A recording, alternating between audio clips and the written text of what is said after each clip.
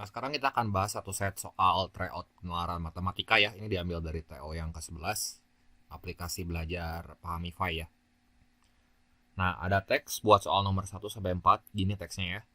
Himpunan mahasiswa teknik di Institut Pahamify menyelenggarakan acara donor darah dengan rincian calon donor disajikan pada tabel prosedur. Pada tabel dan diagram alir ini ya maksudnya. Nah, prosedur calon donor diizinkan untuk mendonorkan darahnya berdasarkan diagram alir berikut ini. Nah, kita lihat aja dulu ya diagram alirnya ini. Kalau mungkin kecil, kalau misalnya terlalu kecil, nanti teman-teman bisa coba unduh modul yang udah saya sematkan ya. Nah, jadi yang pertama ini mulai. Untuk calon donor, dia langkah pertama atau step pertama dia mengisi formulir dan diperiksa oleh dokter. Nah, pertanyaan pertama, ini seleksi pertama, berat badannya apakah lebih dari 45 kg? Nah, kalau misalnya enggak, ya berarti ditolak ya. Ya selesai. Kalau iya, nanti dia masuk ke pengecekan suhu tubuh. Nah, kalau misalnya suhu tubuhnya normal, lanjut ke pengecekan tekanan darah. Nah, terus kalau misalnya udah lewat tahap pengecekan darah, dia masuk ke tahap terakhir, yaitu pengecekan hemoglobin ya, kadar hemoglobinnya cukup atau enggak. Kalau cukup dia diizinkan, tapi kalau misalnya tidak cukup dia ditolak. Nah, di sini ada beberapa calon yang akan mendonorkan darahnya ya. Yang pertama mahasiswa dari teknik sipil, mesin, elektro, sama industri. Nah, ini banyak mahasiswa harusnya ya, banyak mahasiswanya di sini 75. Terus ini teknik mesin 25, elektro 50, industri 50. Ini harusnya mahasiswa ya. Banyak mahasiswa. Terus udah gitu setelah acara didapatkan bahwa calon donor yang memenuhi syarat berat badan dan suhu tubuh masing-masing itu adalah 80%. Sementara itu calon donor yang memenuhi syarat tekanan darah dan kadar hemoglobin itu 50%. Jadi di prosedur ini disaring ya, dari semua total peserta yang ada ini 80%. Terus ke sini 80%. Tahap ketiga 50%. Dan tahap terakhir itu 50%. Ya. Karena di sini berat badan, dikasih tahu berat badan dan suhu tubuh itu masing-masing adalah 80%. Nah, sementara itu calon donor yang memenuhi syarat tekanan darah berarti di prosedur ketiga. Dan prosedur keempat nih kadar hemoglobin masing-masing 50%. Ya. Pertanyaan nomor 1 di sini ya. Sebelum acara donor darah dimulai, dipilih 2 orang calon donor secara acak yang akan menerima kaos sebagai bentuk simbolis. Nah, peluang yang terpilih itu keduanya mahasiswa teknik mesin kayak gimana? Gini aja dulu deh ya. Sebenarnya sebelum kita jawab soal, karena ini kan satu teks dipakai buat jawab 4 soal, kita petain aja dulu datanya ya. Yang pertama, kita udah tahu yang teknik sipil. Di situ ada 75, mesin 25, elektro 50, industri 50. Berarti ini kalau kita tambahin, semua totalnya berapa nih? 200 kan? Nah, sekarang prosedur 1 ya. Prosedur 1 itu berarti lolos berat badan. Ya, lolos berat badan yang lebih dari 45 kg ya. Berarti itu kan 50% dari total calon pendonor. Berarti berapa nih? 50% itu separohnya ya. Setengah dikali 200. Ini 100 orang. Yang kedua, lolos suhu tubuh.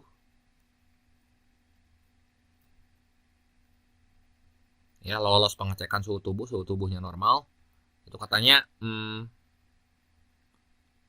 setengah dari berapa tuh?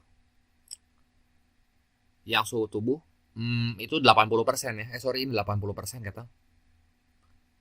80% maksudnya. 80% itu berapa sih ya? 4/5 ya. Kan 80/100. Ini 160. Lolos suhu tubuh lagi 4/5. Yang 80% lagi kan. Dari mana ya dari si 160 itu? Jadi berapa nih? Kita bagi 5 deh. 32 kali 4 belakangnya itu 8. Jadi 128 ya. Terus yang ketiga, lolos tekanan darah.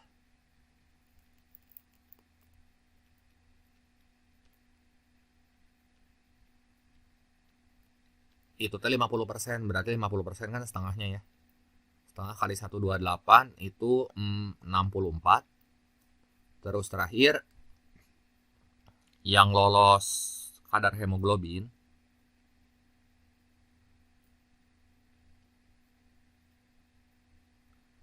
itu setengahnya juga 50% kan. Jadi setengah dari 64. Ini 32. Kita punya data ini ya, nanti data ini yang kita pakai. Nah, sebelumnya dari jumlah mahasiswa ini kita bisa jawab soal nomor 1 dulu. Nomor 1 mah kayaknya belum butuh data yang ini, tapi ya nggak apa-apa, kita petain dulu ya. Nah, yang ditanya di sini peluang yang terpilih keduanya mahasiswa teknik mesin. Dipilih berapa orang tuh? Nah, dipilih 2 orang calon donor secara acak. Ya kan? Nah, kalau kita lihat teknik sipil tadi di sini ada 75 orang kan. Si banyak mahasiswanya. Nah, jadi bukan teknik mesin, kata teknik sipil. Pantesan. Teknik mesin berapa tuh? 25 orang. Nah, dari 25 mau dipilih 2 tuh ya. Ya udah aja yang pertama kan gini buat supaya gampang hitung peluangnya ya. Ada 25 orang. Ini pilihan pertama. Itu dipilih dari 200. Kemudian dari 25 udah dipilih 1, sisanya kan 24. Terus jumlah pesertanya totalnya dari 200 udah kepilih 1, jadi 199 atau. Nah, ini berarti peluangnya bisa langsung kita hitung. Bagi 251, bagi 25 8 kan. Ini bagi 8 1, ini bagi 8 3.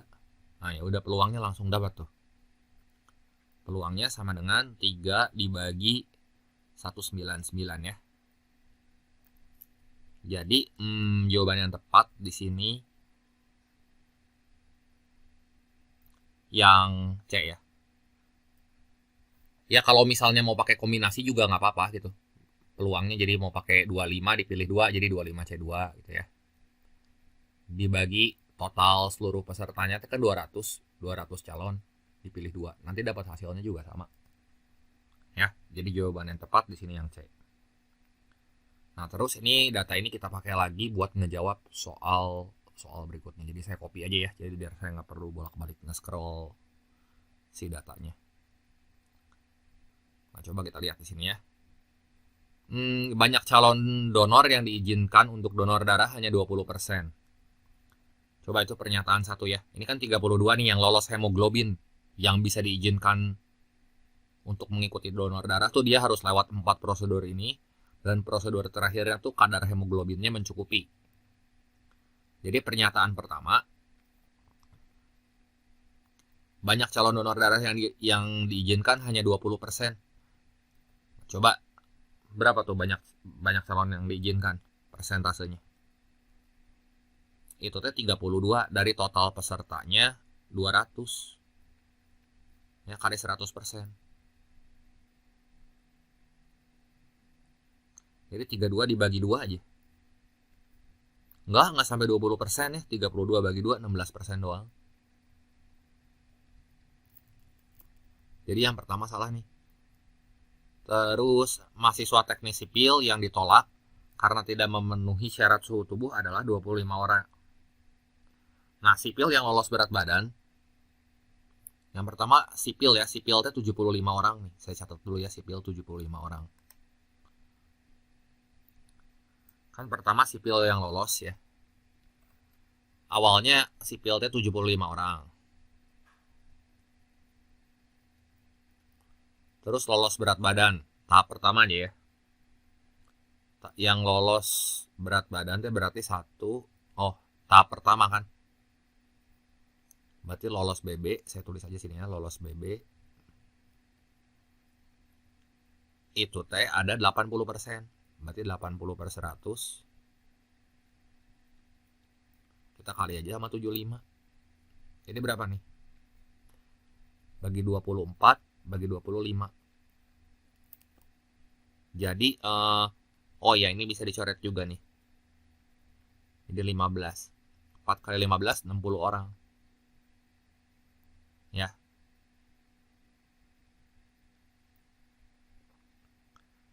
Terus di sini yang lolos ke suhu tubuh berapa?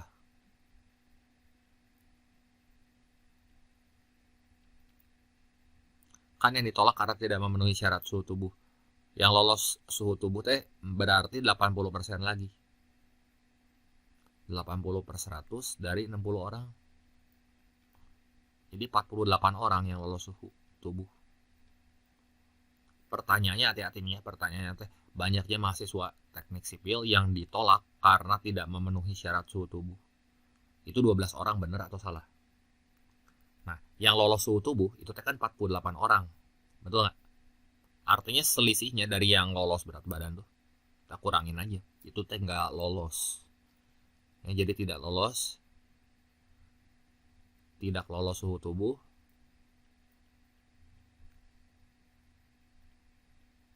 Selisihnya berapa tuh? Ya 12 orang doang gitu ya. 12 orangnya ditolak. Yang 48 lagi lolos ya. Jadi ini bener nih. Yang ketiga, terdapat 64 calon donor yang tekanan darahnya normal. Nomor 3 mah gampang. Yang tekanan darah 64 calon donor yang tekanan darahnya normal, lolos tekanan darah normal, berarti yang ini kan copy lagi aja. Ya. Saya copy. Jadi yang lolos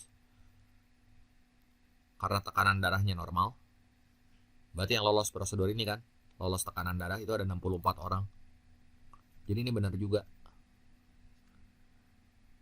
Ya, jadi si urutan opsinya di sini salah. Benar sama benar gitu. Nah, sekarang coba kita lihat ya yang ketiga. Panitia acara akan membagi door prize, 3 door prize identik untuk calon pendonor yang beruntung. Ya, banyak cara panitia untuk memilih 3 calon pendonor berbeda secara acak untuk menerima masing-masing satu door prize. Gimana ya? Kan di sini ceritanya memilih 3 pendonor akan membagi 3 door prize identik untuk pendonor yang beruntung. Nah, banyak cara panitia memilih 3 pendonor berbeda secara acak. Berarti gimana tuh? Panitia acara akan membagi 3 door prize identik untuk pendonor yang beruntung. Berarti kudu yang udah lolos nih, udah lolos sampai tahap hemoglobin, sampai tahap akhir ini. Ntar ini saya copy dulu ya. Kan 3 untuk pendonor ya, bukan lagi calon gitu. Kalau bukan lagi calon mah berarti dia udah lolos sampai tahap terakhir. Jadi total pesertanya tuh yang ini 32 orang. Nah, kan mau dibagi 3 door prize. Jadi caranya di sini dipilih 3 dari 32. Dari 32. Jadi gimana nih? Banyak caranya.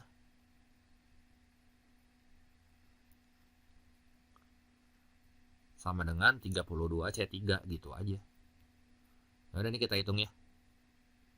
Berapa nih? 32 faktorial itu 32 kali 31 kali 30 dibagi 32 kurang 3 aja. 29 ya. 29 faktorial. Terus 3 faktorial tuh kudu tahu ya, 6 gitu teh. Coret, coret. Nah, ini coret 5. 2 kali 5 kali 1, ini teh buntutnya 0. Aduh, semua buntutnya 0 ya. Ya udah, 30 kali 30 teh 900-an. 900 kali 5 di atas 4.500 nih.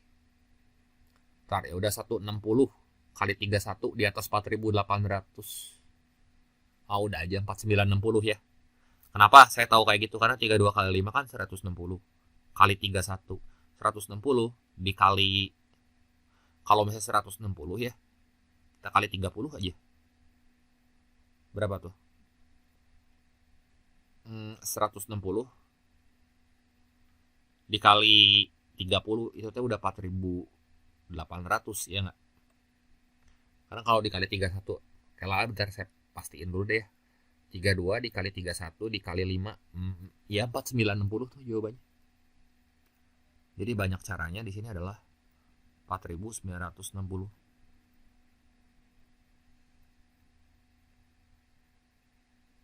Nah, jadi jawaban yang tepat di sini yang C ya. Kita lanjut lagi ke soal yang keempat. Untuk dokumentasi dipilih 2 orang pendonor untuk dipotret secara bergiliran. Peluang pendonor yang dipotret berasal dari jurusan yang sama. Tadi sipil berapa orang sih? Sipil 75, mesin 25, elektro 50, industri 50. Nah, ini saya tulis dulu deh tadi. Bisa lupa ya, sipil teh 75. Terus mesin 25. Elektro 50. Industri 50. Nah, peluang pendonor yang dipotret berasal dari jurusan yang sama. Kalau berasal dari jurusan yang sama mah di sini ya bisa sama-sama sipil. Ya kan? Kan dipilih 2 orang. Dari berapa orang nih totalnya? 200 kan? 200. Bisa sama-sama sipil, sama-sama mesin, sama-sama elektro, atau sama-sama industri.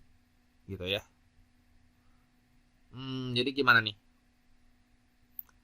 Kalau sama-sama sipil aja. Tar ya. Tapi ini teh buka, ini baru calon pendonor. Oh, dipilih 2 orang pendonor nih teman-teman. 2 orang pendonor. Nah, ini nih kalimatnya ngejebak ya. Untuk dokumentasi dipilih 2 orang pendonor. Jadi berarti ya, ini kan dipilih 2 orang pendonor. Kita kudu cari dulu yang udah lolosnya berapa, gitu ya. Oke deh. Ya udahlah, persentasenya ya sekarang kita cari. Gini aja. Ini teh masih calon pendonor, ngerti nggak? Bukan pendonor, kan dipilih 2 orang pendonor. Ini masih calon. Nah, sekarang kita cari si pendonornya. Nah, berarti kalau pendonornya kan tadi lulusnya berapa tuh? Gini aja deh, biar gampang. Total yang lulus hemoglobin kan 32 tuh. Ya dari sipil sekarang ya, persentasenya 75, kita bagi totalnya kan 200. Jadi 75 per 200 kali 32. Berapa nih? Bagi 25 aja ya. Bagi 25 teh 8. Bagi 25 3. Ini 4. Jadi sipil teh ada 12 orang. Sekarang mesin. Mesin 25 per 200 kali 32. Berarti 1/8 kali 32 aja. Ini kan 1 bagi 8 kan. Masing-masing bagi 25. Sekarang dari elektro. 50 per 200 kali 32. 1/4 kali 32, 8 orang. Terus yang mesin, mesin lagi. Mesin kan udah terakhir apa? Industri ya. 50 per 200 kali 32 juga. Ini 8 orang. Nah, dia bilang dari jurusan yang sama. Oke, dari jurusan yang sama, peluangnya berapa? Berarti bisa sipil sama sipil. Ya nggak? Sipil sama sipil atau mesin sama mesin. Wah, ini ribut hitungnya ya. Tambah elektro, tambah industri kali industri. Udah aja deh biar gampang ini ya hitungnya. Coba kayak tadi. Kan dipilih 2 orang. Berarti sipil teh kan ada 12 nih. 12. Udah dipilih 1 ya berarti sisa 11 kan. Nanti yang bawah tinggal kita bagi sama 200. Kok 200? Total pesertanya berapa nih? Peserta yang lulus. Kan udah pendonor ya, dia bukan lagi calon ini. Kalau kita tambahin kan 32. Jadi gini, Gini loh maksud saya, 12/32, saya tulis ulang aja ya. 12/32, 12 udah dipilih 1, sisa 11 kan. Nah, dari 32 orang, udah kepilih 1 juga, sisa 31.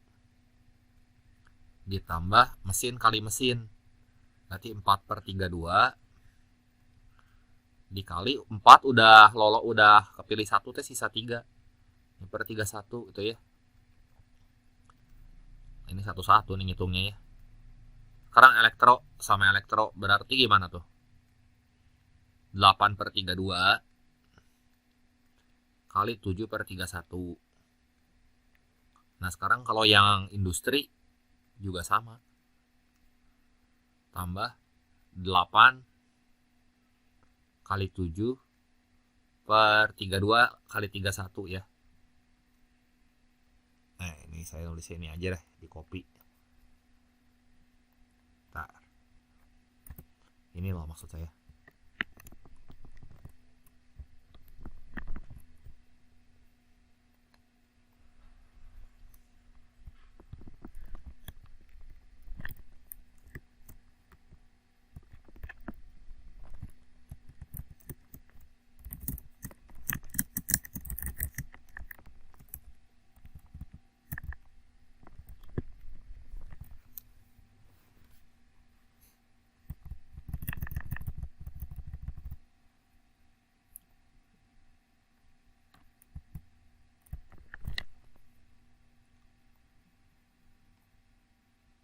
Industri sama industri, ini nih saya copy aja ya.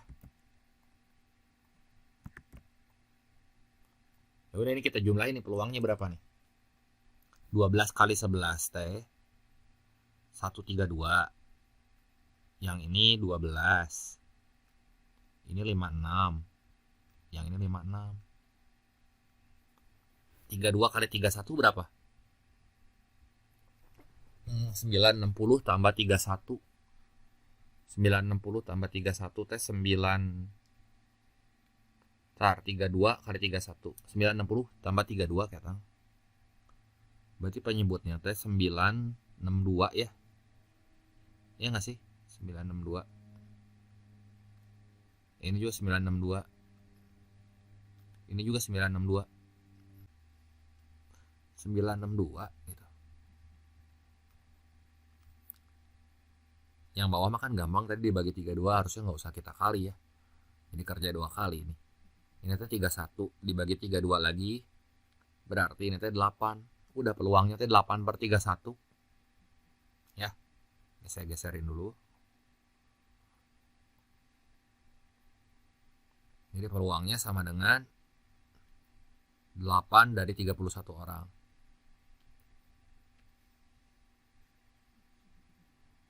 Jadi jawaban yang tepat yang mana nih? Ya, yang C ya. Nah, sekarang teks yang kedua. Ini buat soal nomor 5-8. Ceritanya gini ya. Di kerajaan San Felice, Falma mendirikan klinik untuk memberikan vaksinasi setelah wabah demam hitam melanda. Setiap pasien yang datang akan menjalani rawat inap apabila kondisinya memerlukan observasi lanjutan ya. Setiap pasien rawat inap yang masuk pada hari sebelumnya keluar pada pagi hari selanjutnya ya. Yakni tepat sebelum klinik menerima pasien baru. Jadi kalau masuknya pada hari Selasa gitu ya, nah dia bisa keluar itu hari Rabu gitu. Keluarnya kan pada pagi hari selanjutnya, Rabu pagi.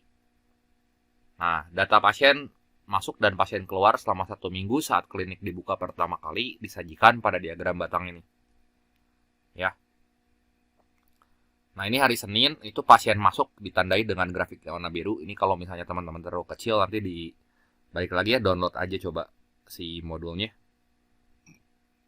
Ini hari hari Senin ya, yang warna biru. Berapa nih? Kelihatan nggak? Ini saya tulis ya. Ini teh 7. Terus ini 2 kan? Yang biru dulu deh. Ini antara 4 sampai 6 teh 5. Terus ini 8. Ini 4. Ini 6. Terus ini 9. Yang ini 3 ya. Nah, itu yang masuknya semua. Hari Senin ada 7 pasien. Selasa 5 pasien gitu ya. Rabu 8 pasien. Terus yang keluarnya di sini teh 4, terus 6, di sini 7, ini 5, yang ini 3 ya. Ini 8 gitu ya. Nah, setiap pasien rawat inap membutuhkan 3 kantong infus per hari, dan klinik memiliki stok awal 100 kantong infus pada hari Senin. Nah, pertanyaannya di sini klinik Valma memiliki 10 tempat tidur untuk pasien rawat inap. Nah, kalau misalnya jumlah pasiennya melebihi kapasitas, pasien harus dirujuk ke klinik yang lain. Nah, Valma merujuk pasiennya ke klinik lain pertama kali pada hari apa? Berarti di sini kita daftarin aja ya. Hari Senin ya. Kapasitas tempat tidurnya kan ada 10. Jadi kalau lebih dari 10 itu tuh kudu dirujuk ke klinik yang lain dan nggak ada tempat tidur di situ buat nampung si pasiennya. Coba hari Senin. Ini teh berarti pasien hari sebelumnya teh kan 0, nggak punya, belum ada pasien sama sekali. Terus masuk 7, keluar 2, 7 kurang 2, jadi 5 kan. Terus hari Selasa tuh ada lagi pasien yang masuknya 5. Tapi dari hari Senin teh masih ada 5 pasien gitu. Dan 5 pasiennya dia masih nginep di kliniknya ya. Jadi 5 ditambah yang masuknya 5, kurangin 4. Jadi ini 6 pasien, 6 orang ya. Nah, buat Rabu juga sama. Masih ada pasien dari hari Selasa tuh, 6 orang ya. Jadi Rabu ini teh 6 orang ditambah 8 kurangi 6. Ini 8 orang. Kalau Kemis teh masih ada 8, masuk 6 kan. Tar ya. Ini 6. Rabu teh masuk 8. Kurang 6 ya, benar 5 orang. Terus buat Kemis, sorry. Kemis teh masuk berapa sih ini? 4 ya. Jadi 8 tambah 4 kurangin 7. Lihat ya grafiknya kecil teuing ya. 12 kurang 7 teh 5. Terus hari Jumat ya. Nah, pasien dari hari Kamis teh ada 5 orang. Nah, ini masuk berapa nih? Jumat. Masuk 6, keluar 5 ya. Jadi 5 tambah 6 kurang 5. 11 kurang 5 itu 6 orang. Terus hari Sabtu. Hari Sabtu berarti masuk 9 orang, keluar 3. Nah, berarti 6 tambah 9 gitu ya. Kurangnya 3. Nah, ini 12 orang nih. 12 orang itu lebih dari 10. Dia nggak mampu buat nampung 2 pasien lagi. Melebihi kapasitas si tempat tidurnya. Ya. Masa mau ditaruh di garasi kan nggak mungkin kan ya, harus di tempat tidur. Nah, sekarang coba kalau minggu ya. Minggunya udahlah kita nggak perlu ngitung ya, kita ambil data yang ini dulu aja. Nah, Valma merujuk pasiennya ke klinik lain pertama kali itu hari apa? Ya jelas ini hari Sabtu ya. Sabtu jangan S aja, lambangnya SB gitu ya, Sabtu ya. Biar gak ketukar sama Senin. Jadi pada hari Sabtu, saya tulis hari Sabtu. Jadi jawaban yang tepatnya yang mana tuh? Yang D ya. Nah, ini saya copy lagi aja karena ini butuh pasti data ini ya. Biar nggak usah nge-scroll. Terus rata-rata banyak pasien rawat inap per hari selama 1 minggu. Oh, berarti wah ya, nah kita minggunya harus dihitung ya. Yang minggunya kita harus ngitung.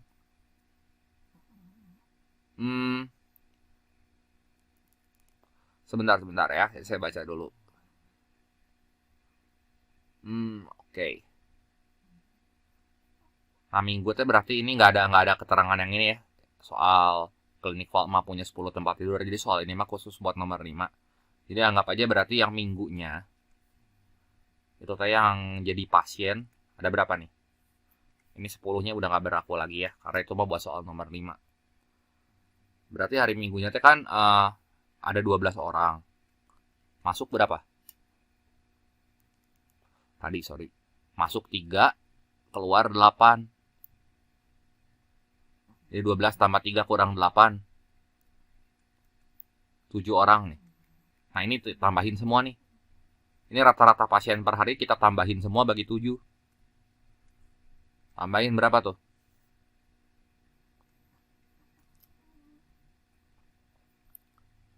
Jadi 11 tambah 8, 19, 24, 30. 30 tambah 19, 49.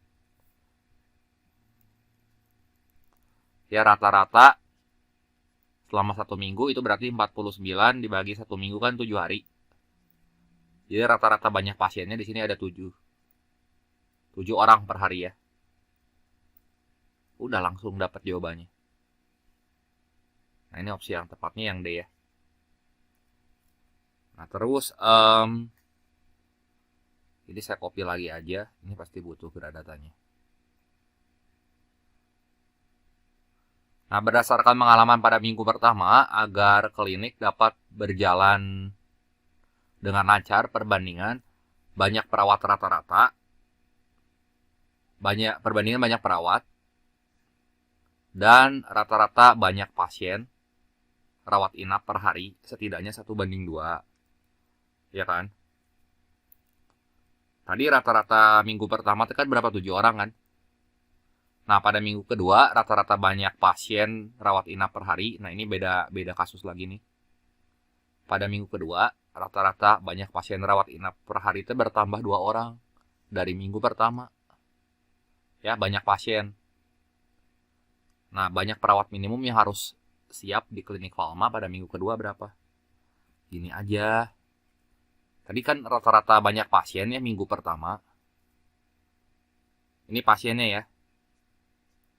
Ini pasien, saya tulis ini pasien minggu pertama. Minggu pertama ya. Minggu pertama. Jumlah pasiennya berapa tuh? Berarti jumlah pasien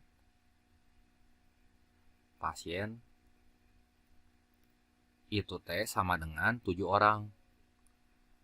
Nah, berarti kalau di minggu kedua kan bertambah 2 orang tuh. Awalnya 7 orang, nambah 2 orang. Jadi rata-rata pasiennya itu T jadi 9 orang. Nah, rata-rata perawat banding pasiennya 1:2 kan. Nah, coba bentar ya. Supaya kliniknya dapat berjalan dengan lancar, maka banyaknya perawat dan rata-rata banyak pasien rawat inap per hari. Jadi pasien banding perawat itu teh harus 1:2.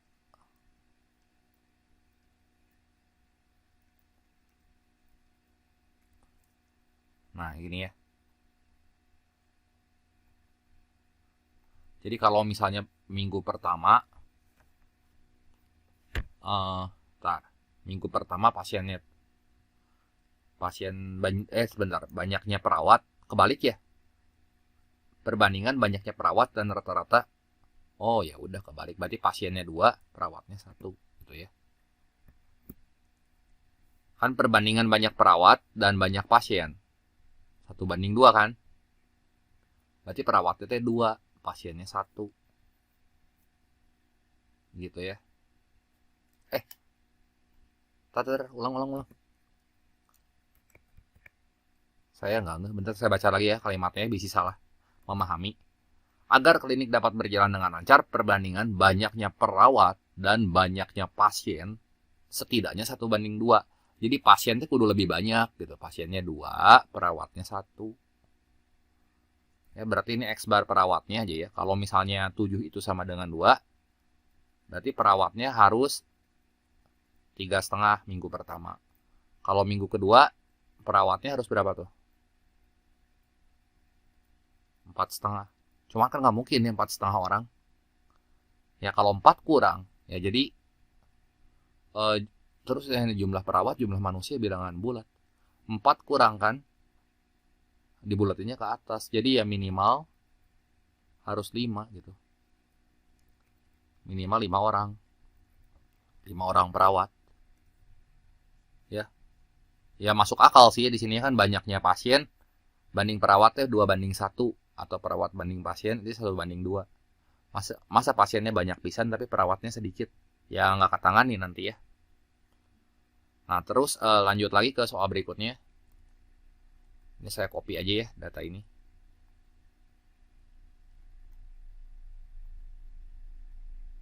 BTW ini tadi jawabannya apa? Belum kita pilih ya. B, 5 orang ya. Nah ini bernilai benar atau bernilai salah coba. Tanpa pasokan tambahan, stok infus akan habis hari Sabtu. Nah kan setiap pasien rawat inap katanya dia membutuhkan 3 kantong infus ya. 3 kantong infus. Jadi total kebutuhan sampai Jumat aja di sini ya. Sampai Jumat kan berarti. Sampai Jumat berapa nih? Pernyataan 1. Rata-rata pasien ya, satu pasien itu butuh 3 infus gitu per hari. Ini kalau kita tambahin 5 tambah 6 tambah 8 tambah 5 tambah 6. Nah berapa nih? 10, 22, 30 kali 3 ya. Ini sampai Jumatnya kali 3 berarti 90 infus. Coba kalau hari Sabtu. Sabtunya di sini kan masih ada 12 pasien. Ya. Sabtu ada 12 pasien. Saya tulis dulu. Berarti butuh infusnya itu infusnya sama dengan 12 kali 3, 36. Nah ini kalau kita jumlahin aja. Ya, hari Jumat mah masih ada stok 10. Cuman kan begitu masuk hari Sabtu ada 100 butuh infus tambahan gitu sebesar 26. Jadi udah habis. Sabtu stok habis ya. Kesimpulannya Sabtu ini nanti stoknya habis. Ya habisnya pada hari Sabtu ya. Jadi ini benar nih. Terus jika klinik mendapatkan pasokan tambahan 25 kantong pada Rabu, stok infus cukup hingga akhir minggu. Ya tambahin aja nih semua. Nah kalau ditambahin itu kan 49 ya. 49 tadi. 49 pasien. Jadi ini kebutuhannya berapa? Kebutuhannya itu kan 49 kali 3. Berapa nih? 120 tambah 27, 147. Ya kan stoknya. Stoknya teh 100 tambah 25. 125. Cukup nggak? Yang tersedianya teh 125, tapi butuh 147. Sekali lagi. Yang tersedianya 125, tapi butuh 127. Jadi kebutuhan atau demand, permintaannya, itu lebih besar daripada supply-nya. Jadi kebutuhan itu lebih besar dari stok. Jadi nggak cukup ya. Ini nggak cukup. Ya, tidak cukup.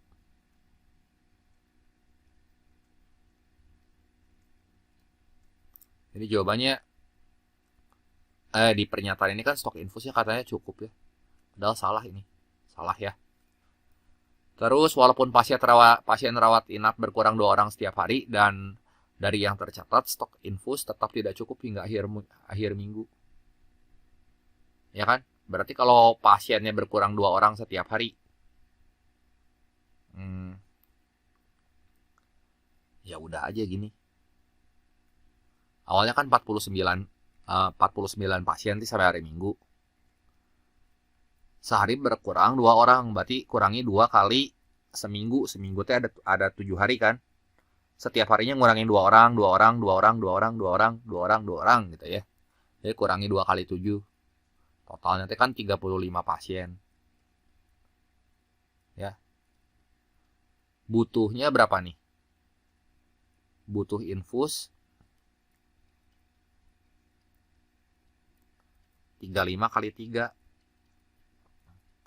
105 kan. Sementara stoknya tuh yang disediakan itu ada informasinya di soal. Stok awalnya ya. Stok awalnya itu 100 kantong infus pada hari Senin. Jadi stoknya 100. Nah, butuh infusnya 105. Tersedianya cuma 100. Nah, gimana nih? Ya kebutuhan ya lebih besar dari stok, yang nggak cukup juga kan. Berarti tinggal kita copy yang ini. Jadi tetap tidak cukup. Nah, pernyataannya kan tetap tidak cukup hingga akhir minggu. Ini benar baru ya. Jadi urutannya apa nih? BSB gitu ya. Benar. Benar. Salah. Benar. Jelas ya?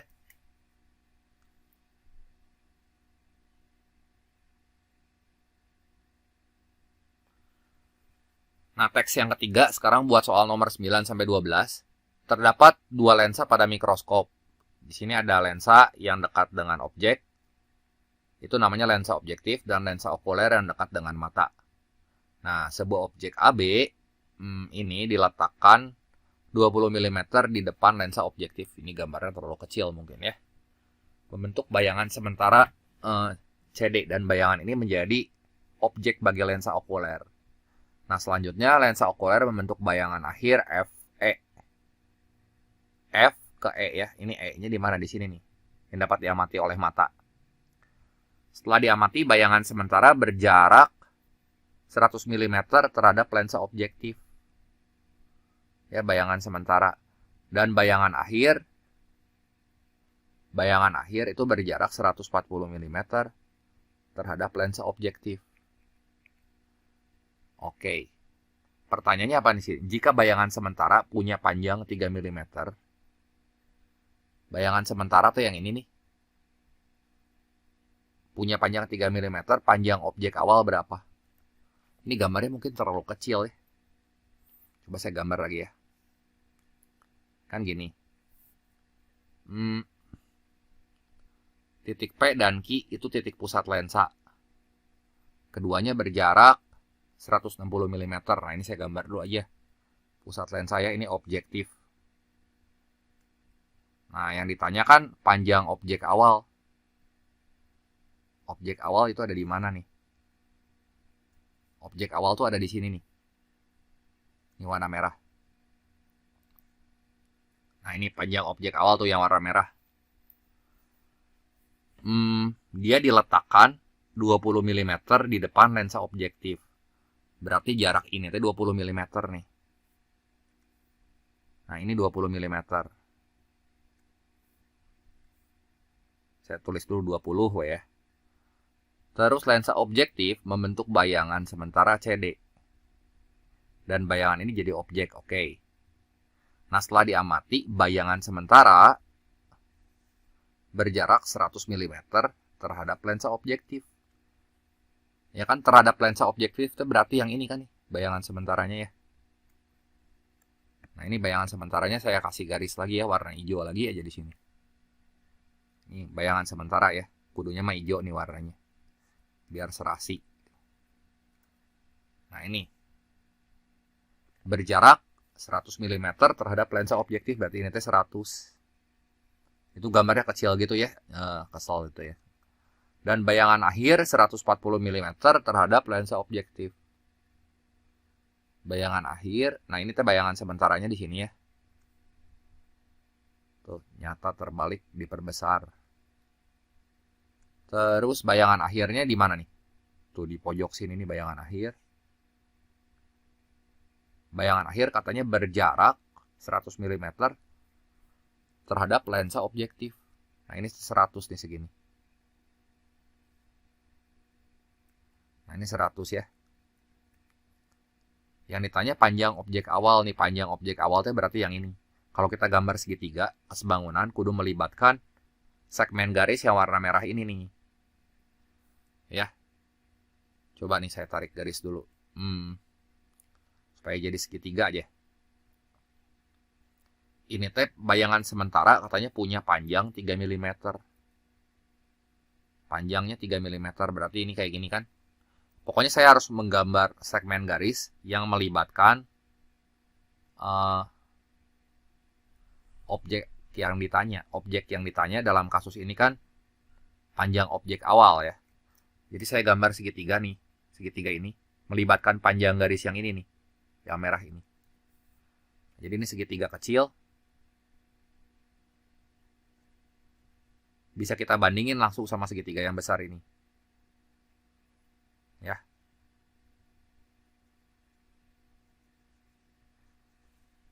Gitu, jelas gak? Ntar ya, ini gambarnya. Garisnya saya tarik garis lurus gitu ya. Nah, katanya si ini panjang bayangan sementara dia punya panjang 3 mm. 3 mm itu yang ini nih. Nah, ini 3 mm. Tuh, ya. Jadi gimana nih? Kalau segitiga kecil yang bawah mah, yang ditanyakan panjang objek awal, berarti si ini X ya. Jadi kalau dari segitiga kecil ini, si alasnya mah 20, kalau segitiga besar mah alasnya 100, terus segitiga yang kecil tingginya TX, segitiga yang besar ini tuh tingginya 3. Itu kan? Nah, nanti dia tinggal coret nih. Bagi 21, ini 5 gitu kan. Jadi X-nya 5 kali 1 T kan jadi 3 kali 1 T 3 ya. Bagi 5. Jadi 3/5. X-nya ya udah 0,6 mm. Ya. Yaitu si panjang objek awalnya. Pokoknya kita gambar segitiga yang melibatkan objek yang ditanya. Ini kan panjang objek awal.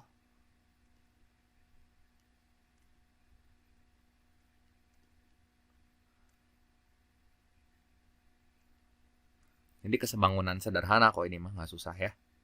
Hari ini saya copy lagi ya. Jadi biar saya nggak usah ngulang-ngulang lagi gambarnya. Nah, coba lihat soal lagi yang ditanya, soal berikutnya.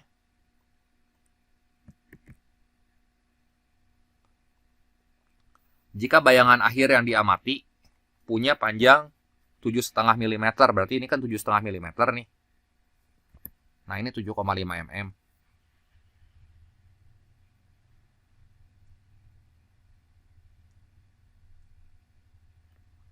Bayangan akhir ya. Bayangan akhir sorry, bukan yang ini, karena ini mah bayangan sementara.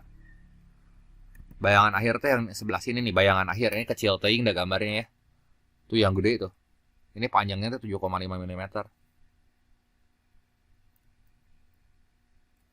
Nah, ini saya hapus dulu ya si warnanya ya. Biar nggak pusing. Terus di sini panjang objek awal. Panjang objek awal yang mana nih? Yang X ini masih tetap ya. Si X ini berapa? Berarti kita harus melibatkan gambar segitiga yang melibatkan segmen garis ini gitu ya. Coba bentar ya, ini saya rada jauhin sedikit deh.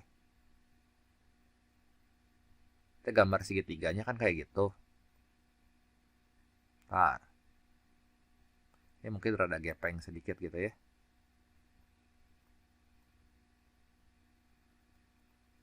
Yang ditanyanya panjang objek awal di sini nih. Artinya kita mesti cari dulu yang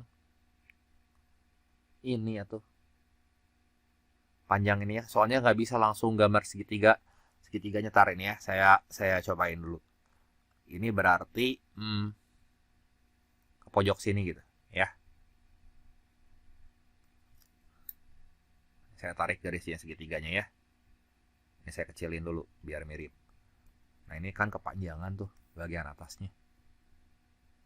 Nah, lihat ya, ini udah ada segitiga sebangun nih. Terus yang ini juga si garisnya mepet ke sumbu. Nah, gini.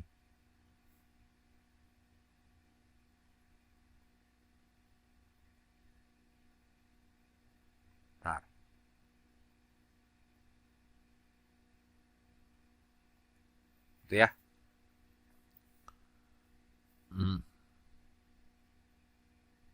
Nah, ininya hitam gitu ya. Sekarang yang ini udah tahu 7,5. Terus bayangan akhir yang diamati punya panjang 7,5 mm. Panjang objek awal gimana tuh? Oh, ini dikasih tahu ini ya. Jarak antara lensa objektif dan okuler keduanya adalah 160 mm. Objektif sama okuler berarti segini teh 160 nih. Ya, ini 160. Terus itu teh 7,5, berarti sebangun sama yang ini dong. Ini tahu dong panjang ini berapa nih? Saya kasih segmen garis warna ungu ya. Itu teh kan bayangan sementara berjarak 100 mm terhadap objektif ya. Berarti segini teh 100 nih. 100-nya saya kebawahin. Ya. Ini 160 segini. Ini 100. Nah, berarti nanti tinggal selisihnya kan. Yang ini nanti 60 nih. Ya, ini 60 tuh. Jelas gak? Ya, jadi kita bandingin si segitiga yang kecil ini sama segitiga yang besar pisan.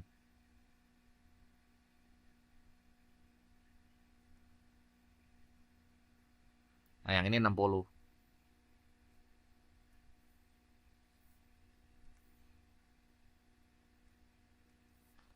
Terus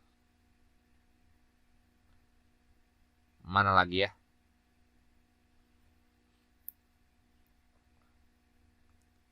Kan bayangan akhir berjarak 140 mm terhadap lensa objektif. Oh, ini bayangan akhirnya berubah ya. Coba lihat soal ini.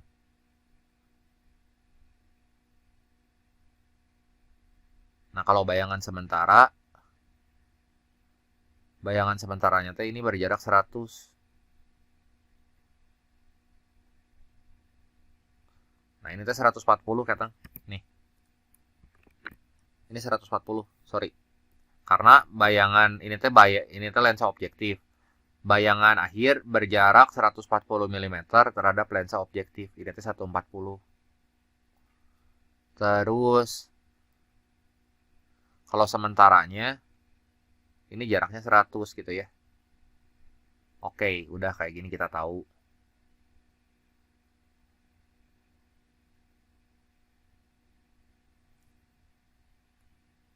Ini saya ke atasin dulu ya.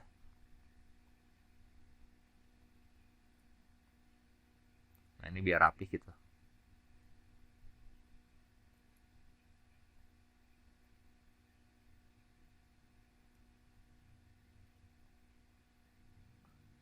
Nah, jadi kelihatan kan ini segitiga mana aja yang sebangun ya. Kita teh mau nyari panjang yang ini. Kalau yang ininya 100,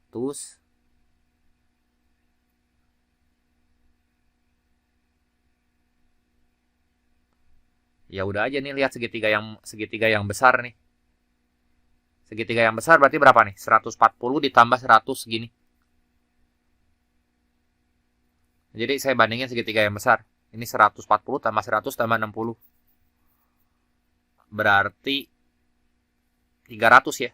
Si segitiga besarnya ini 300. Nih saya gambar ulang deh. Sorry. Ini segitiga besar. Ya kan, ini 140, 160. Berarti ini ada 300 nih. Ini 300, yang ini tuh 7,5. Nah, segitiga yang kecilnya tuh yang ini. Ya. Yang ini 60.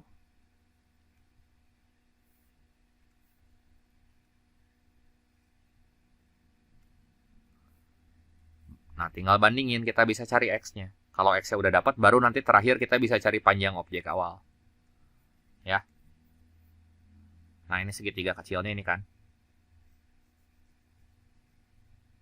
Jadi kalau segitiga kecil mah alasnya teh 60. Segitiga yang besar, 60 teh segini ya alas ini. Nih di dalam nih, saya taruh di dalam aja jadi biar nggak ketukar. Segitiga besar itu alasnya 300. Terus kalau segitiga kecil tingginya ma X. Segitiga besar tingginya 7,5 mm. Nah, ini bisa dicoret nih. Bagi 7,5 aja. 1 berarti ini 40 ya. Coret, coret. Berarti X-nya 6 bagi 4. 6 bagi 4 berapa? 1,5 mm. Nah, ini 1,5 nih segini. Ya, ini 1,5. Nah, nanti kita udah dapat nih, ini 1,5. Bandingin segitiga yang kecil ini, yang saya kasih warna pink, sama segitiga yang ini ya. Yang udah jelas-jelas puguh-puguh sebangun gitu. Nah, kalau ya segitiga yang di bawah mah alasnya teh 20 kan. Nah, alasnya 20. Segitiga yang pink yang di atasnya, itu teh alasnya 100.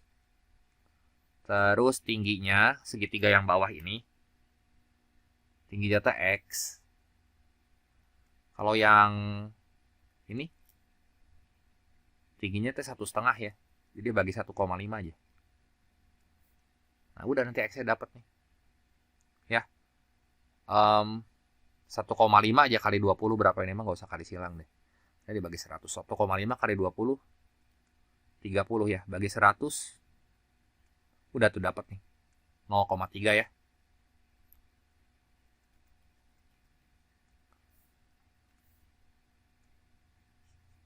Ya, ini biar nggak bingung gitu ya. Ini jangan X deh, variabel yang sebelah sini kita buat Y aja.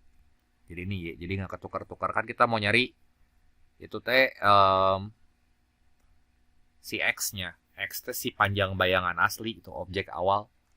Jadi kita harus bikin gambar segitiga ya, kalau sebangun ke sebangunan yang melibatkan objek yang ditanya. Yang ditanyanya kan ini, segmen garis dari panjang objek awal nih. Ini sengaja saya tulis kayak gini ya.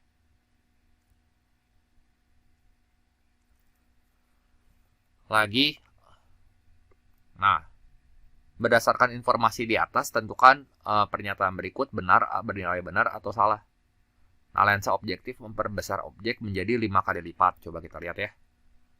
Ini aja, ini saya gambar. Yang ini ambil lagi gambarnya ya.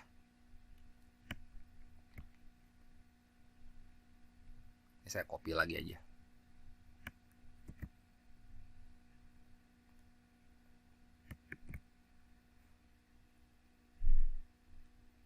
Nah, lensa objektif itu memperbesar objek menjadi 5 kali lipat.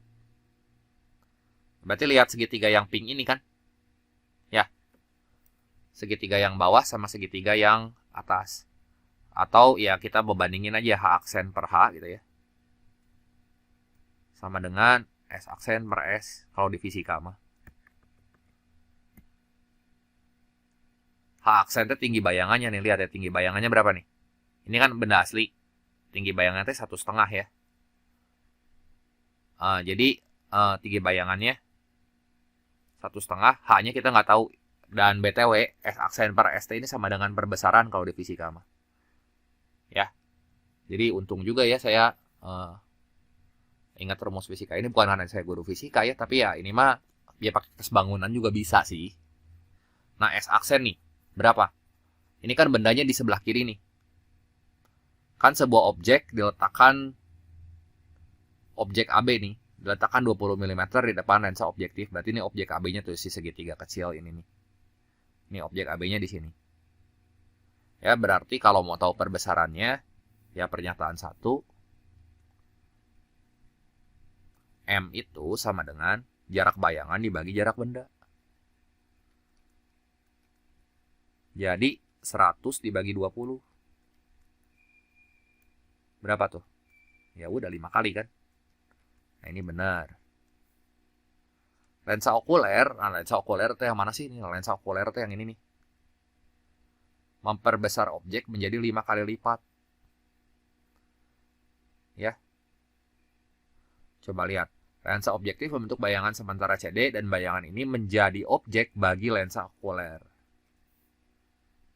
bayangan ini menjadi objek bagi lensa okuler. Ya, berarti ini nih, anggaplah ini ada bayangan sementara gitu. Lihat, ini awalnya 1,5 aja. Kan tadi kita udah nyari nih, 1,5. Bayangannya tuh jadi 7,5. Jelas kan 1,5 teh ya 7,5 tuh 5 kali lipat dari 1,5. Ya kalau bingung ya kita lihat aja pakai perbandingan ini lagi juga nggak apa-apa. Yang M sama dengan S aksen bagi S. Atau kalau kali ini mah saya pakai persamaan ini. H aksen bagi H. Ya. H aksennya berapa nih? Bayangannya 7,5 kan? Benda aslinya kan 1,5. Si objek ya. Objek sementaranya di sini kan. Ya kan? Bayangan oleh lensa objektif. Ini yang menjadi objek bagi lensa okuler. Berarti si bendanya tuh yang H-nya itu yang 1,5 ini. Kalau si bayangannya, ya itu yang 7,5. 7,5 dibagi 1,5 ya ini 5 kali kan. Terus, bayangan akhir merupakan hasil perbesaran objek awal sebesar 10 kali lipat. Ya, bayangan akhir berarti berapa tadi panjang objek awal? Kan kita lihat ya kalau kita hitung dari soal yang sebelumnya. Nilai dari si X ini teh 0,3 nih. Berarti ini 0,3 ya. X-nya sama dengan 0,3 nih. Saya tulis X. Ini saya ganti Y sama 0,3. Perbesaran berarti ya M-nya tinggal kita lihat bayangan sama aslinya. M di sini sama dengan H aksen banding H. Jadi gimana nih? Bayangan aslinya kan 7,5. Objek awalnya 0,3. Jadi 7,5 dibagi 0,3. 75 dibagi 3 aja. 25 kali kan. Nah kalau di fisika mah, ini mah ya cuman intermezzo aja ya. Ada rumus perbesaran bayangan total. Jadi ini M total sama dengan M objektif dikali M okuler gitu. Ya, M objektif dikali M okuler gitu. Ini tuh rumus untuk perbesaran total mikroskop. Ya. Nah, saya ngajar kayak gini di kelas 11. Di fisika tapi bukan di matematik ya. Jadi ini benar, yang ini benar, yang ini 10 salah, harusnya 25. Salah ya. Kita lanjut lagi ke soal berikutnya. Nah, jika objek digeser 5 mm mendekati lensa objektif, sehingga bayangan sementara bergeser 5 mm mendekati lensa okuler, perbesaran lensa objektif jadi berapa kali? Ya udah nih, ini kita gambar lagi aja ya. Nah, ini saya ambil gambar ini cuman si angka-angkanya saya hapus-hapusin gitu. Kan objek dulu ya, objeknya garis yang ini. Kita nggak tahu nih berapa nih si objeknya. Digeser 5 mm mendekati lensa objektif. Berarti awalnya kan 20 nih objeknya. Sebuah objek diletakkan 20 mm. Nah, kalau digeser 5 mm mendekati lensa objektif, berarti si 20 ini nanti berubah jadi 15 gitu. Kan mendekati ya. Set, ini 15. Sehingga bayangan sementara mana? Ini kan. Ini saya hapus dulu aja bayangan sementaranya ya. Panjangnya berapa ini juga saya hapus. Nah terus sehingga bayangan sementara bergeser 5 mm mendekati lensa okuler. Bayangan sementara ini teh okulernya. Ini okuler ya. Bayangan sementara bergeser 5 mm mendekati lensa okuler. Nih kata ini nih. 5 mm mendekati lensa okuler. Jadi awalnya dia 100 nih. Ya kan setelah diamati bayangan sementara berjarak 100 mm. Terus dia geser 5 mm mendekati lensa okuler ya. Yang ini jadi 105 tuh. Ya. Dari si lensa objektifnya. Nah perbesaran lensa objektif jadi berapa kali? Nah perbesaran lensa objektifnya berarti yang ini kan. Nah ini berubah juga nih. Ya, ini berubah juga nih. Yang ini saya hapus-hapusin si angkanya nih. Kecuali yang saya kasih warna abu ya. Dan memang yang warna abu mah udah data di soal. Kayak jarak antara titik pusat lensa objektif dan okuler itu keduanya 160. Terus bayangan sementara berjarak 100 mm terhadap lensa objektif gitu kan. Nah, ini lensa objektif ya.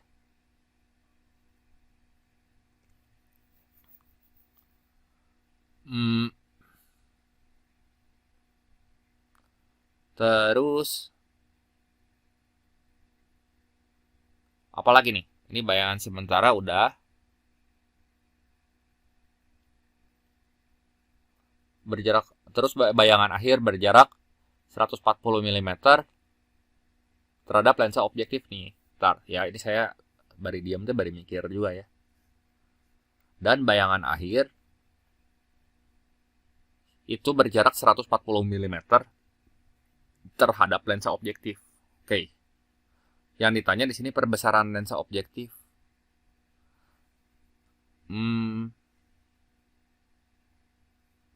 Kita nggak tahu ya panjang bendanya berapa. Ya udah aja di sini. Kalau mau tahu perbesaran lensa objektif kan, perbesaran lensa objektif berarti perbesaran pertama kali. Nah ya, lensa objektif membentuk bayangan sementara CD. Ngelihat keyword ini ya, lensa objektif membentuk bayangan sementara CD. Berarti bayangan pertama kali yang dibentuk. Udah kayak gini. Ini kan objek awal, ini bayangan nih. Maksud saya panjang objek awal. Nah ini panjang bayangan nih. Panjang bayangan. Mau cari perbesarannya gimana? Ya udah tinggal bandingin. M sama dengan S aksen bagi S. Jarak juga boleh, nggak harus ketinggian. S aksen bagi S. S aksennya kan 105. Nah ini kita bagi 15. Nah, berapa nih? M-nya 7 kali tuh. Ya. 7 kali udah gitu doang. Lumayan ada fisika kayak gini ya. Jadi nomor 12 ini jawabannya yang D ya. Jelas ya? Nah, sekarang teks buat nomor 13 sampai 16. Ceritanya gini ya. Di sebuah dealer mobil, harga mobil tipe Z ini adalah 400 kojut ya, 400 juta. Ya, berarti ini harga awal gitu ya. Misalnya harga awal saya misalin sama P gitu. 400 juta ya. Saya nggak mau nulis nol banyak ya, tulis aja JT gitu, juta ya. Dengan biaya administrasi 3% dari harga tersebut. Berarti administrasinya berapa tuh? 3/100 dikali 400. 12 juta ya. Nah, pembelian bisa dilakukan secara kredit dengan bunga tunggal 5% per tahun. Ya. Jadi nyicil 5%, bunga 5% per tahun yang dihitung dari sisa pembayaran setelah uang muka. Nah, terus DP di sini. DP minimal 25%. Ya kan? Dari harga mobil. Dan ada diskon 8% buat 10 pembeli pertama. Diskon 8%. Diskonnya saya tulis aja D ya. Itu 8% untuk 10 pembeli pertama. Jadi 8% 10 pembeli pertama dari harga mobil yang ada ya. Jadi harga mobilnya itu berapa sih? 400 juta. Bisi ini 8%-nya setelah dibayar uang muka lagi. Dan uang muka minimal 25% dari harga mobil yang ada. Dari harga mobil dan ada diskon 8% untuk 10 pembeli pertama. Oh ya enggak. Ini diskon aja. Kalau misalnya 10 pembeli pertama dia masuk kategori itu, didiskon berapa tuh? 8% dari 400 kojut, 32 kojut, 32 juta nih ya. Nah, terus cicilan dapat dilakukan hingga 5 tahun dengan opsi angsuran setiap bulannya. Angsuran tetap. Cicilan pertama dibayarkan 1 bulan setelah pembayaran biaya administrasi dan uang muka. Nah, katanya Pak Rudi termasuk 10 pembeli pertama, jadi dia dapat diskon. Ya kan, DP-nya 35%. Ya, jadi di sini kan kalau Pak Rudi termasuk 10 pembeli pertama, dia dapat diskon tuh. Ya. Jadi gimana? Coba. Ini kita hitung harga setelah diskon aja ya. Harga setelah diskon, misalin aja H gitu. Jadi harga awalnya tuh 400 juta, di diskon 32 juta. Jadi 400 kurangin 32, ini berapa nih? 368 juta. Ya kan? Nah, dia bayar uang muka 35% dari harga setelah diskon. Oh ya udah, buat soal nomor 13 di sini dia bayar DP-nya tuh 35% nih.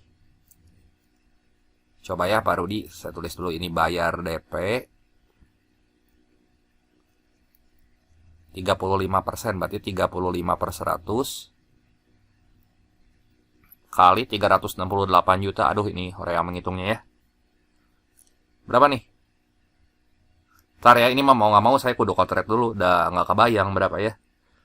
35 kali 368, ya 128 juta 800 ribu.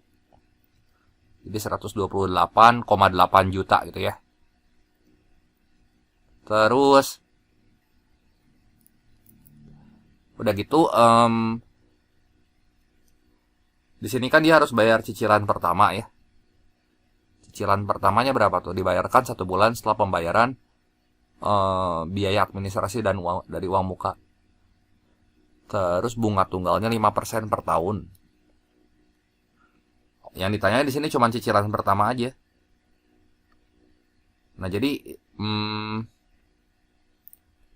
ada administrasi juga di sini ya. Total pembayaran pertama teh DP, terus bayar ADM ya. Belum sampai cicilan, getang ini masih ADM nih. Bayar administrasi teh kudu 12 juta. Nah, ini tambahin nih semua. Jadi berapa? 128 tambah 12, udah 140 kojut ini mah ya. Total bayar pertama 140,8 juta gitu ya. Udah 28 tambah 12 itu kan 40. Jadi berarti 140,8 juta. Gini aja, nggak usah susah-susah. Jadi jawabannya yang C ya. Nah, selanjutnya buat soal nomor 14. Katanya Bu Tini ini bukan 10 pembeli pertama ya.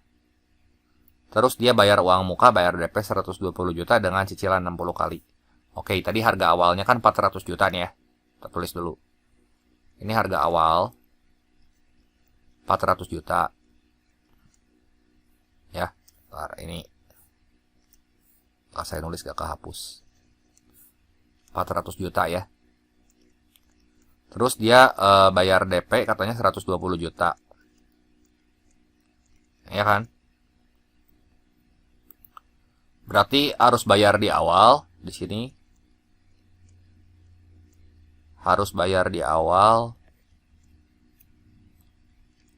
Oh, ada biaya administrasi nih. 3% dari harga tersebut ya. Berarti dari 400 juta, jadi harus bayar di awalnya tuh di sini. 120 juta si DP-nya. Ya kan? Minimal 25% kan udah lewat di 100 juta. 120 juta udah lewat. Ditambah 3%. Berarti 3 per 100 kali 400 tadi udah kita hitung ya administrasi. Tar. Harga awal tuh 400 juta, DP-nya 120 juta. Administrasinya saya tulis di sini aja deh. Jadi adminnya 12 juta. Jadi bayar di awal 120 tambah 12. Ini 132 juta gitu ya. Nah, jadi di sini sisa uang si But ini berapa tuh? Kalau dia punya 180 juta. Jadi sisa uang buat cicilan. Sisa uang, saya tulis ya sisa uang untuk cicilan. Kan si But ini katanya punya 180 kojut. 180 juta. Jadi sisa uangnya di sini saya tulis sama dengan 180 dikurangin 132. Jadi 48 juta. Nah, dia punya 48 juta lagi nih buat nyicil gitu. Maksudnya mah gitu. Mau nyicil 60 kali. Kalau nyicilnya 60 kali, kena bunga. Nah, pembelian bisa dilakukan secara kredit dengan bunga tunggal 5% per tahun. Kan 60 kali itu berarti 5 tahun ya. Setahun itu kan 12 kali, 12 bulan. Gitu ya. Nah, jadi gimana nih? Oke. Bunganya aja dulu lah kita hitung ya. Bunga tunggal 5% per tahun dihitung dari sisa pembayaran setelah uang muka. Saya ngitung bunganya dulu aja ya. Ini banyak yang perlu diperhatiin. Ada bunga, ada administrasi riweh ya. Bunga ini tuh berarti 5% kan. Yang dihitung dari sisa pembayaran setelah uang muka doang. Berarti si price kurang DP nih, harga awal dikurang DP. Ya ini sisanya berarti 280 kan. Kalau kita kurangin. Jadi 5% dikali 280. Ya kan, 5% per tahun. Nah, itu ada 5 tahun, berarti kali 5. Nah, berapa nih? Coret.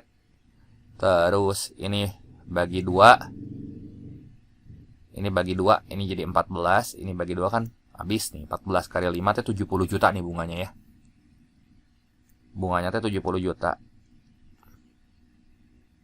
Jadi total utang dia. Total utang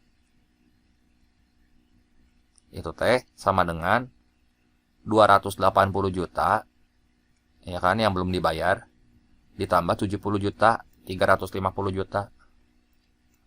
Nah, 350 juta ini teh mau dibagi-bagi ke dalam 60 bulan gitu. Nah, jadi di sini kita hitung deh cicilan per bulan. Cicilan per bulannya jadi 350 juta kita bagi 60. Wah, aduh, koma ini ya.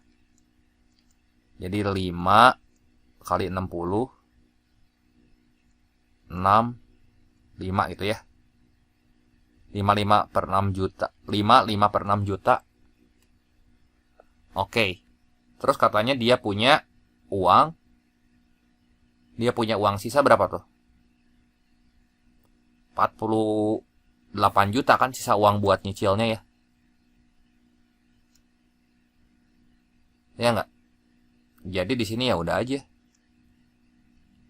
Berapa kali angsuran maksimal yang dapat ia lunasi sekaligus? Jadi angsuran maksimalnya di sini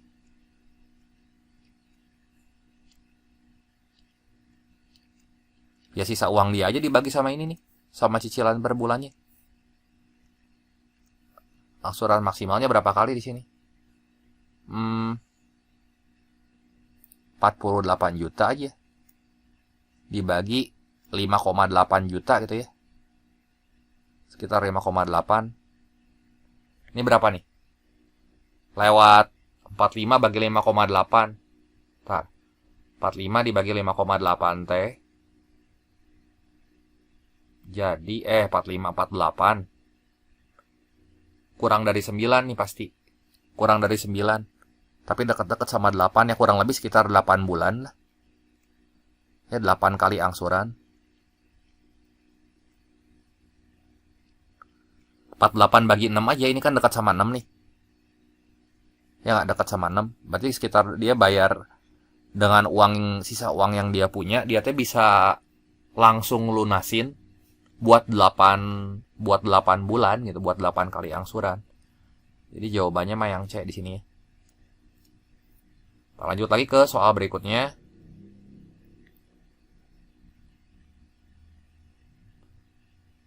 Nah, ini nomor 15. Pak Wahyu termasuk 10 pembeli pertama, membayar uang muka minimal.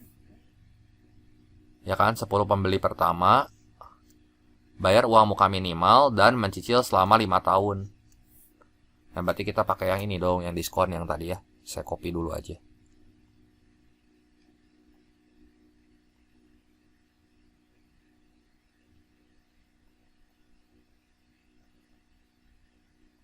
Pertanyaannya berapa juta rupiah total yang telah ia bayarkan setelah 3 tahun mencicil. Nah, dia 10 pembeli pertama dapat diskon. Ya kan, DP minimal tuh berarti 25%. Ya, jadi 10 pembeli pertama dia pakai DP minimal. Saya tulis dulu aja di bawah ya.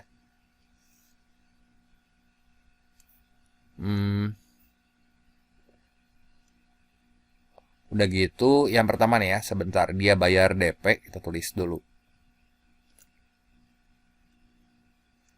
Nah, uang muka minimal 25% dari harga mobil yang ada.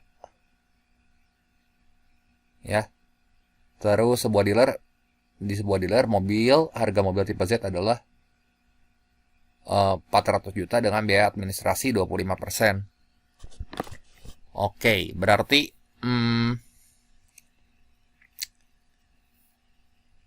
di sini uang muka minimal teh 25% dari harga mobil.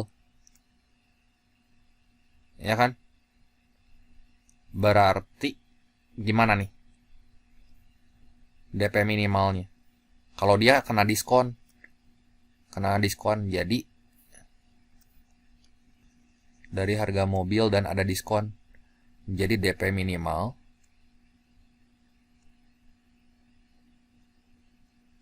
nah kena diskon tuh ya dia karena pembeli pertama. Itu teh sama dengan 25% berarti kan. Dari berapa coba? Kalau kena diskon ya si harganya bukan 400 juta tapi dikurangin sama 32 juta. Kan dia pembeli pertama. Jadi ini kali 368. Coret aja nih ya. Kita bagi 251 bagi 254. Jadi 368 dibagi 4, ini teh 92 juta buat DP doang. Ya kan? Berarti sisa hutangnya berapa? Sisa pokok hutang. Sisa pokok aja. Sini kan 368 aja. Dikurangin 92. Berapa tuh? 6, 36 kurang 9 teh 276. 276 juta. Terus udah gitu dia mau nyicil 5 tahun, berarti kena bunga dong. Bunganya 5 tahun. Jadi bunganya tuh kan tadi 5%, berarti 5/100, ya kan? Bunganya tahu 5% dari mana? Dari sini, bunga tunggal 5% per tahun gitu. 5/100 dikali sisa pembayaran setelah uang muka, berarti sisa pokok 276 kali 5 tahun. Berapa nih? Aduh. Oh, ini aja gini gampang. Ini 25 bagi 25 jadi 4. Ntar, 276 dibagi 4. 70 kurang 169, 69 juta nih. Ya berarti total utang dia kita tambahin nih. Sisa pokok tambah bunga. Yang ini aja nih. 2 ini kita tambahin. Sisa pokok tambah bunga. Ini kan sisa utang dia jadi. Ya kan? Sisa utangnya jadi berapa nih? Ntar. Total utangnya kita tulis dulu aja di bawah. Ini teh total utang. Berarti 345 ya, 345 juta. Nah, angsuran per bulannya teh kan di sini 3 juta dan 5 tahun berarti berapa tuh? 5 tahun berarti kan 345 jutanya kita bagi sama 60. Jadi cicilan per bulannya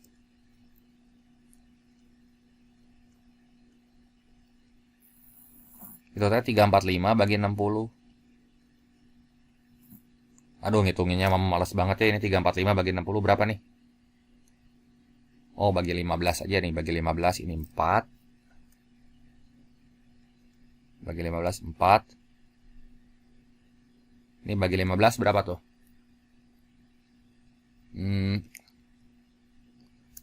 Tar ya. 345 dibagi 15 teh kan oh jadi 23. Coba bisa nggak ya dibagi 60 ya? Ini 23 tuh ya, jadi 23 bagi 4 berapa? 20 bagi 4 5. 5,75. 5,75 juta nih per bulan. 5,75 juta. Nah, total berapa rupiah? Total yang telah ia bayarkan setelah 3 tahun mencicil. Berarti bukan cicilan doang loh ya. Setelah 3 tahun nyicil berarti DP ditambah admin tambah 36 kali angsuran.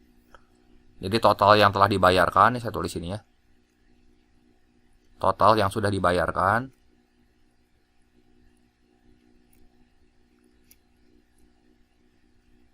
berarti tak ini apa aja tuh, DP tambah admin.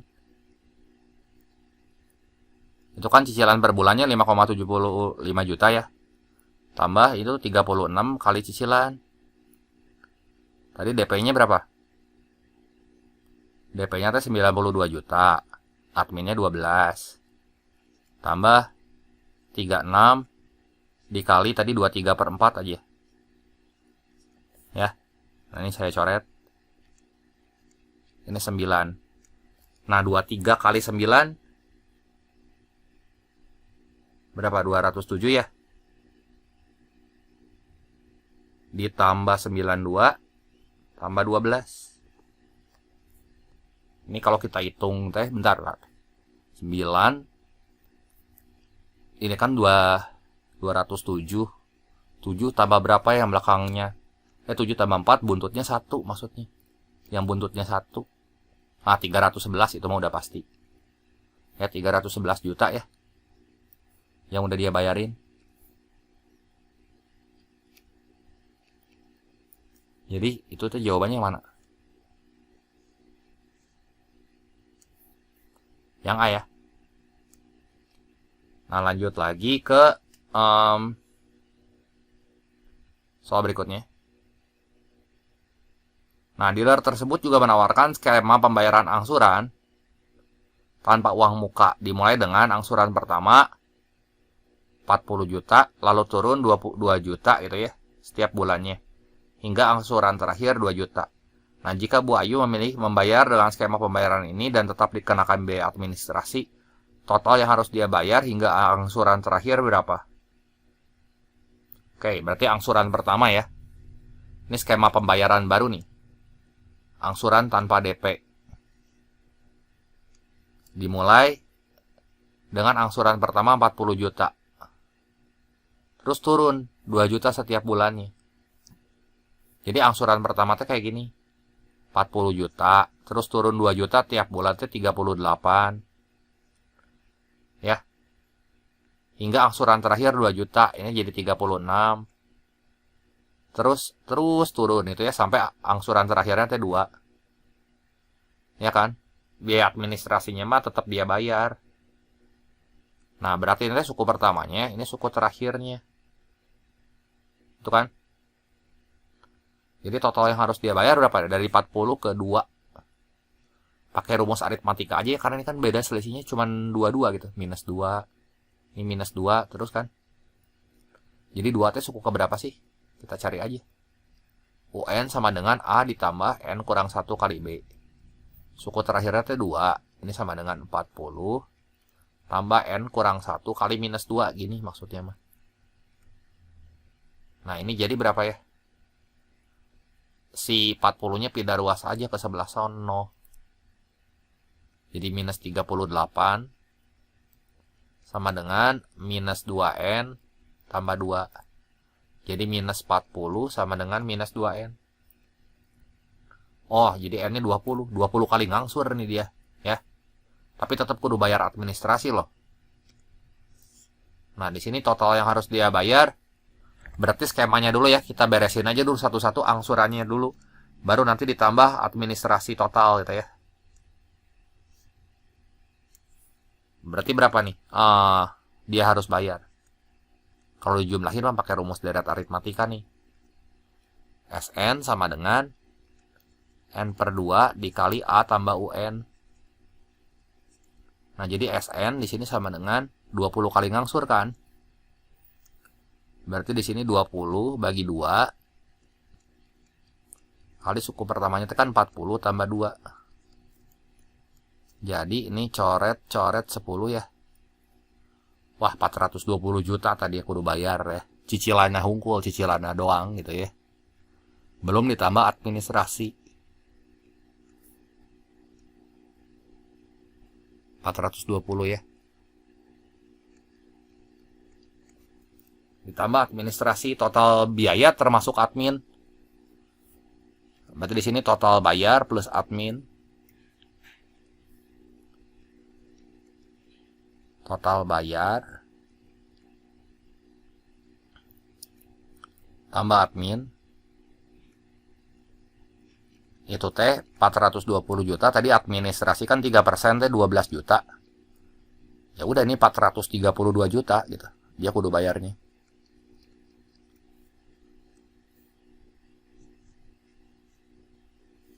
Jadi jawaban yang tepat di sini yang E ya.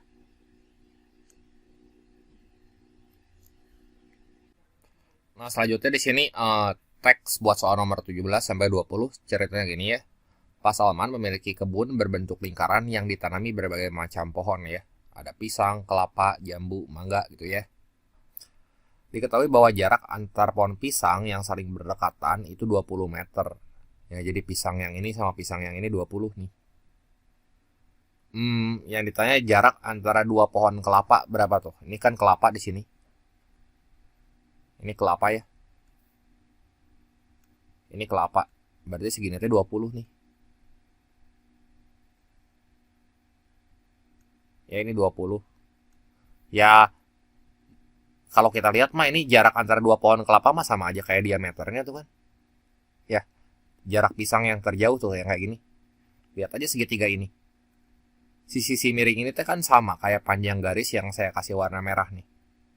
Kelapa ke kelapa. Ya, karena itu simetris ya berarti ya lihat aja segitiga yang siku-siku ini ya. Saya warnain dulu. Panjang sisi miringnya berapa tuh? Nah, itu 20. 20 berarti ya udah. Jarak kelapa-kelapa sama dengan jarak dari pisang ke pisang. Jadi jaraknya di sini 20 akar 2 ya. 20 akar 2. Ya, ini mah triple Pythagoras, harus tahu lah. Jadi jawaban yang tepat di sini teh yang E ya. Oke, kita lanjut ke soal berikutnya. Nah, yang ditanya luas area kebun Pak Salman, berarti tadi kan diameternya sama dengan 20 akar 2. Jari-jarinya berapa? Bagi 2 ya, 10 akar 2. Berarti luasnya sama dengan PR kuadrat aja.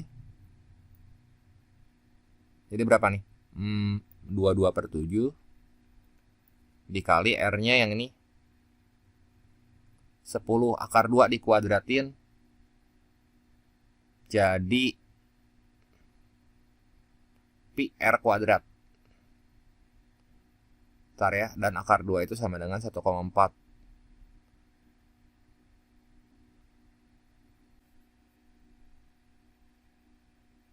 Nah, R-nya berarti masukin sini 10 akar 2 dikuadratin. Jadi L sama dengan 22 per 7 kali 100 kali akar 2 itu ini jadi 2 ya. 200. Nah, jadi berapa tuh? 4 dibagi 7.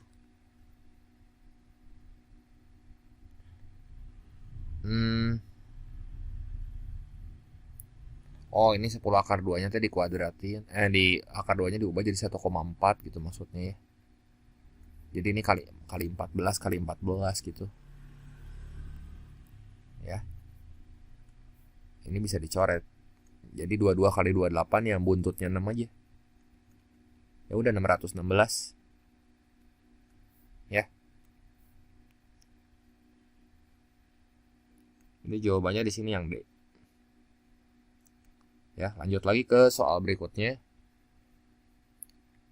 Nah, katanya di sini Pak Salman mengganti semua pohon jambu dengan pohon mangga.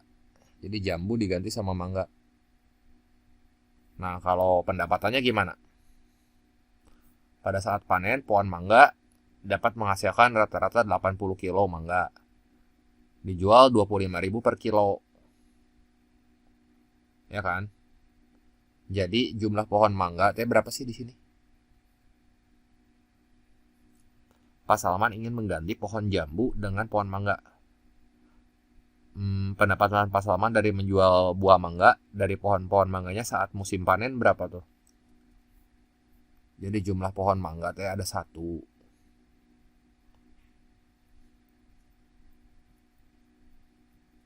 Yang pertama mangga teh cuma satu di pusat tuh. Terus kalau jambu ada berapa nih? Satu, dua ya, cuma 2 biji ya jambu. Di atas sama di bawah. Terus mengganti semua pohon jambu dengan pohon mangga. Jadi total pohon mangga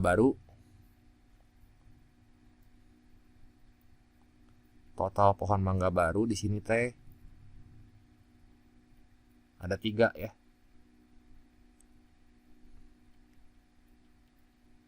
Terus rata-rata pohon mangga dapat menghasilkan 80 kilo buah mangga per hari. Berarti panennya, total panen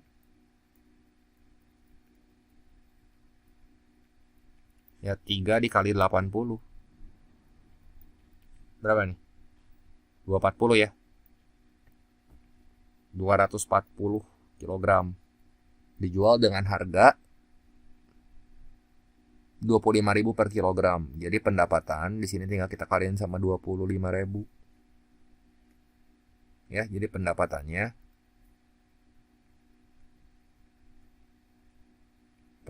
Pak Salman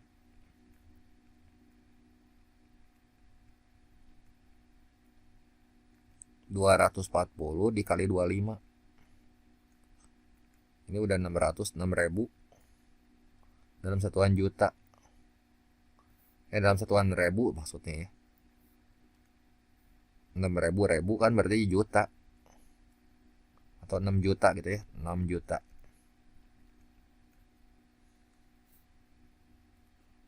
Jadi pendapatan si Pak Salman bersihnya ya. Kalau misalnya pohon mangganya terjual semua itu 6 juta. Ya. Soal berikutnya. Nah, Pak Salman ingin merombak kebunnya sehingga ia hanya akan menanam pohon kelapa di sekeliling kebun. Sehingga jarak sepanjang keliling antar pohon kelapa dan pohon yang berdekatan itu 2 meter gitu ya. Nah, jadi ini kan awalnya ada pohon kelapa nih. Saya gambar kayak kebunnya gini ya. Dia merombak kebunnya sehingga ia hanya akan menanam pohon kelapa di keliling kebun. Sehingga sepanjang keliling antara pohon kelapa yang berdekatan itu adalah 2 meter. Ya udah aja di sini kan kelilingnya ya. Ini ada pohon kelapa nih semua. Jadi setiap 2 meter ini pohon kelapa lagi. Sini pohon kelapa lagi gitu. Ini pohon kelapa lagi. Tadi berapa sih si jari-jarinya? 10 akar 2 ya. 10 akar 2 itu 14. Berarti keliling itu sama dengan pi kali diameter. Kita kudu cari dulu kelilingnya. Jadi 22 per 7 dikali akar 2-nya kan tadi 1,4 ya. Jadi 14 kali 2 itu kan 28 diameternya. Kelilingnya 88 tuh.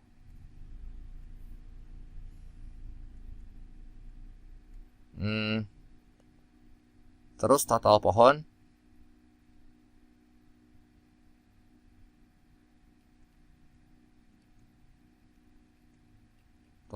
kelapa yang perlu dibutuhkan berapa? Total pohon yang dibutuhkan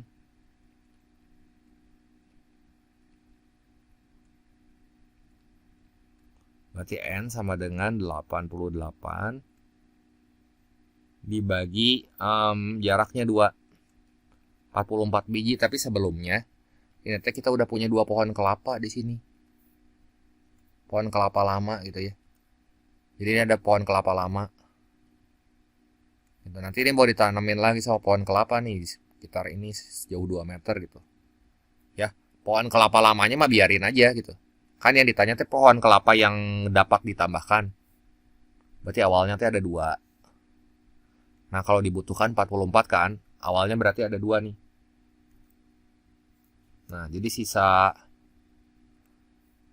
pohon kelapanya, jangan sisa deh, banyak pohon kelapa yang dapat ditambahkan atau tambahan pohon kelapa. Kalau sebelumnya ada 2,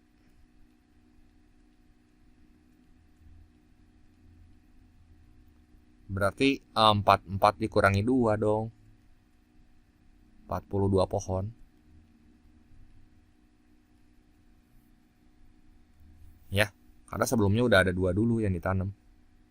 Jadi jawabannya yang B ya. Jelas ya?